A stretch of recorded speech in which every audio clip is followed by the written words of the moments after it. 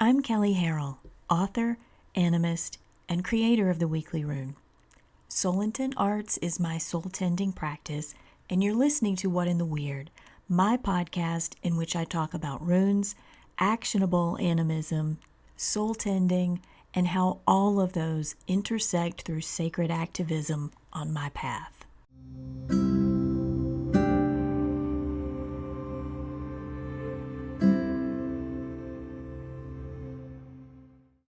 Thank you to everyone who listens to the podcast, to those who send notes and share their experiences of the runes. That's what it's all about, and I'm grateful for the engagement. I also want to thank my Patreon supporters who make the sharing of my rune work through the podcast and the Runecast possible with their financial support. If you've benefited from the Runecast, the podcast, or the ton of free articles on the runes, animism, and soul tending on my website, you can show your support through buying my books, which you can find at soulintentarts.com or Amazon, by making a one-time contribution through PayPal or Square, or by contributing regularly through Patreon. Just go to patreon.com and search for Kelly Harrell. You can also subscribe to the paid version of the Weekly Rune there, and thank you for it. The Weekly Rune is out, and if you're not sure what it is, it's a runecast that I've done for years, focused on the runic calendar and the current half-month rune. The Weekly Rune is now available in full on patreon.com. Just do a search for Kelly Harrell to find it, and you can find the archive of all past runecasts on my site, soulintentarts.com. If you're not sure what a half-month is or what the runic calendar is, listen to the early episodes of What in the Weird, or just go read the Weekly Rune. It's explained fully at the beginning of every runecast. Before we get on to the topic for this episode, remember you can find transcripts of the latest episodes on my website, soulintentarts.com. Go to the Listen menu item and find full transcripts of What in the Weird. We closed our time with the second et a little bit leery, right? After the last year of pandemic and deep exploration of relationship to harmful systems, we came through this massively reflective grouping of stellar events over the December solstice that were pretty much akin to shit or get off the pot. They were hardcore, and it seemed appropriate to honor that for what it was. Just sit with the divinity of So'elu and stay open about the potential of Tiwaz and Berkana. We ended up having the most empathetic experience of Tiwaz that I can remember in my adulthood, and our time with Berkana has proved equally as benevolent. For those who haven't worked with the runes in season for long, Tiwaz is the rune that demands emotional focus, not restraint, not holding back on how you feel, but that you feel what you must fully, all the way through, so that as you move on from battle, you don't take any of it with you. Can you take none of it with you, though? Is that even a thing? How about you reconcile it such that you can live embodied with what you take with you? Fair enough? Okay, that works for me. I like that better. It's not an accident that Berkana comes next in the progression of the runes. If Tiwaz is the survivor rune, my wording, then Berkana is the rehabilitator rune. I'm going to pause right here and say it took me 10 minutes to figure out what the word should be for someone who holds space to be well and all that entails. I was like, is it nurse? Is it sort of midwife, but not really just for infancy? Is it counselor? No, because it's not just the emotional and mental aspects.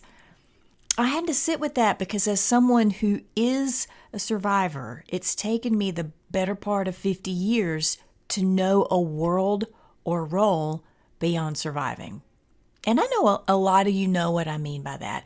If you have survived trauma, particularly in childhood, you cultivate a life that can't see beyond that, even conceptually. Even when you're doing the best you can, you're doing all the stuff to take care of yourself. And we need to get to Berkana. We need to be able to conceptualize ourselves as rehabilitators of our own lives. So work with your words around that. They do matter. and go with one that best describes your relationship to Berkana. For me, for now, it's rehabilitator. In the last episode, we talked about how our dream team has regrouped without us, our spirit allies put us on hold, and we were sitting with being an adolescent who has to step into the adult world. In so many ways, that's what this past year has been all about. Where are we not humaning well? I can't bring myself to say adulting, but you'll have to buy my next book to learn why. So anyway, where are we not stepping into an elderhood that is chasing us with a stick to own it and embody our power? In the last year, everything has been hyper-focused on all of us dealing with our shit so that we can show up for the most vulnerable people on the planet. Here's the deal, though. We can't do that until we can see ourselves as survivors and rehabilitators. Until we can really hold the truths that Tiwaz and Berkana reveal about ourselves, we can't grow up. Which one of those identities is hardest for you to sit with? Being a survivor or being a rehabilitator? Both come with challenges and pressure. Both represent slices of life you didn't want and damn sure didn't ask for. Because immediate responses to questions like that are the rehabilitator, obviously. It represents the clouds having cleared. It's a life stage that's prepared and ready to meet the world. Who in their right mind wants to identify with survivor? That one hurts. It represents an awful time in life. The thing is, you can't get to one without the other. We rehabilitate because something got hurt. And when something gets hurt, it needs tending so that you can find a way to function in the world again. One of the hardest things to face in surviving trauma is that nothing waits for you to get well. Your calling still demands expression. Your community still needs you to show up. We have to find a way to rehabilitate ourselves. Life really does go on, and we got to figure out how we're going to be okay with that. Really okay. Survivor and rehabilitator are on the same end of the spectrum. They are in relationship with each other. What is your relationship to that truth? I personally don't think being a rehabilitator is any easier than being a survivor. I'm grateful not to have the daily PTSD anymore. I'm proud of the hard work I've put into that. And I can say, in a way, that hard work of surviving won't ever end because of the imprint it's left on my body, because of the culture we live in among systems that don't want any of us to survive anything. But I can say with 100% certainty, the work of the rehabilitator will never end. It won't end because taking on the mantle of self-care, embodiment, grounding, reconciliation, all those things that are the rehabilitation of the soul while it's in form are life.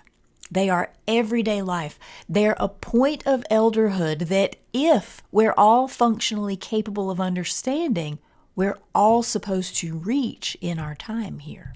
Tiwaz happens.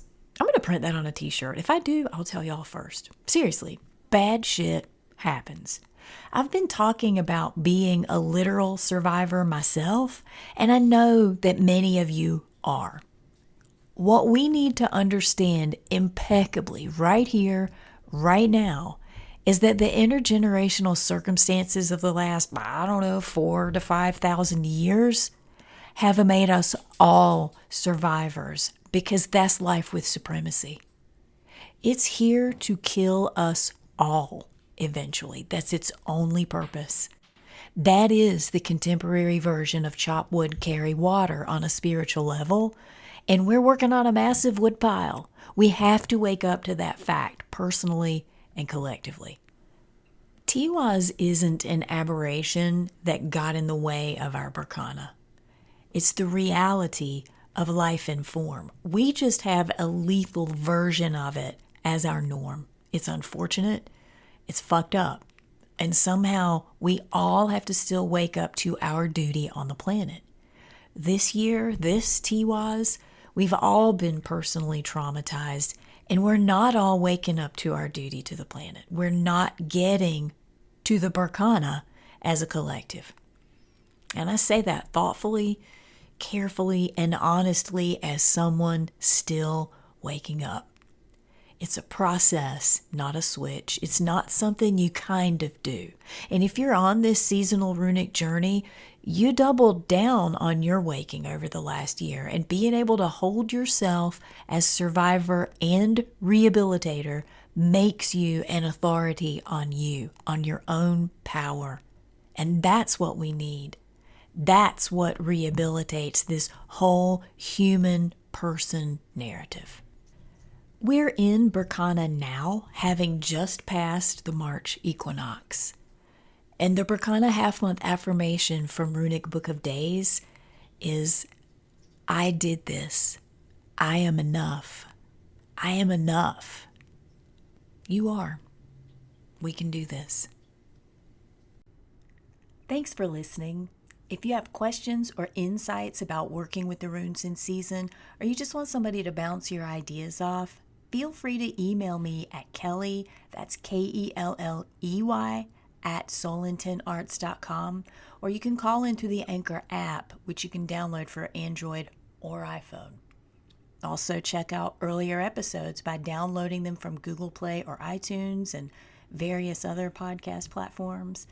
And you can learn more about me, Runic Book of Days, and my work by visiting soulintentarts.com or on Instagram at Kelley Soul Arts.